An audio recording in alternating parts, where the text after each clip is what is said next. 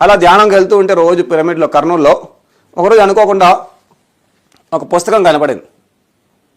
చదవడం మొదలుపెట్టా. ఆల్రెడీ చదివే అలవాటు ఉంది కాబట్టి చదువుతుంటే చాలా హ్యాపీగా అనిపిస్తుంది, చాలా గొప్పగా అనిపిస్తుంది. ఏదో తెలియని విషయాలు తెలుస్తున్నట్టు అనిపిస్తూ ఉంది. ఓహో ఏదో బాగుంది అని మళ్ళీ ఇంటికి వెళ్ళిపోయాను. అలా ఒక 2-3 రోజులు, వారం రోజులు రోజు వచ్చేది కర్నూలులో పిరమిడ్లో ధ్యానం చేస్తున్నప్పుడంతా. ఇదేంటో ఎందుకు ఇలా వస్తుంది అని చెప్పేసి ఆ టైంలో అక్కడ చంద్రశేఖర్ శర్మ గారు అని ఉండేవారు, మనకందరికీ తెలుసు, పండు సార్. ఆయన దగ్గరికి వెళ్ళి అడిగాను, సార్ ఏదో పుస్తకం కనబడుతుంది అని.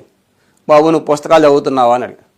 ఇప్పటికే చాలా చదివాను, ఇప్పటికే నేను చాలా సక్సెస్ఫుల్ పర్సన్, నేను ఇంజనీరింగ్ సాధించాను కాబట్టి చాలా గొప్పవాడిని, మళ్ళీ ఇప్పుడు ఎవరో పుస్తకాలు నేను ఎందుకు చదవాలి అన్న విధంగా మాట్లాడాను.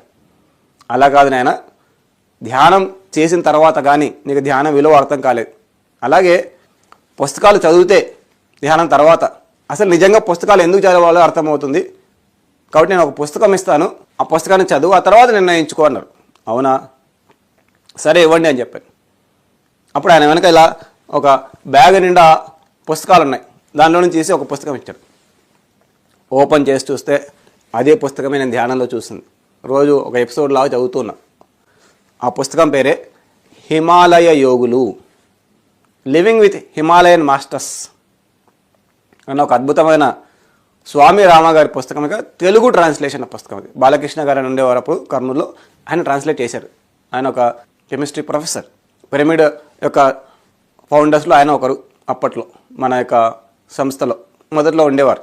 ఆ పుస్తకం ఓపెన్ చేసి చూస్తే నేను నాకు తెలుసు అనుకుంటూ ఎలా జీవిస్తున్నాను. స్వామి రామ గారికి ఆయన వాళ్ళ గురువు గారు అటు ఇటు పంపిస్తూ చిన్నప్పుడు ఆయన ఎలా మార్చారు, ఆయన చాలా తెలుసు అనుకుంటూ ఉన్న అహాన్ని ఎలా మార్చారు.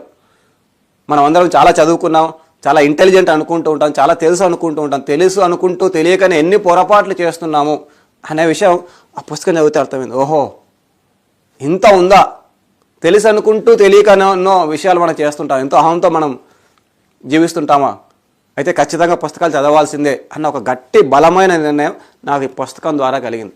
హిమాలయ యోగులు. ఆ రోజు నుంచి పుస్తకాలు ఎక్కడికి పోయినా కనీసం ఒక 5 పుస్తకాలు, ఒక 10 పుస్తకాలు నా బ్యాగ్లో నేను పెట్టుకొని తిరుగుతూ ఉంటాను.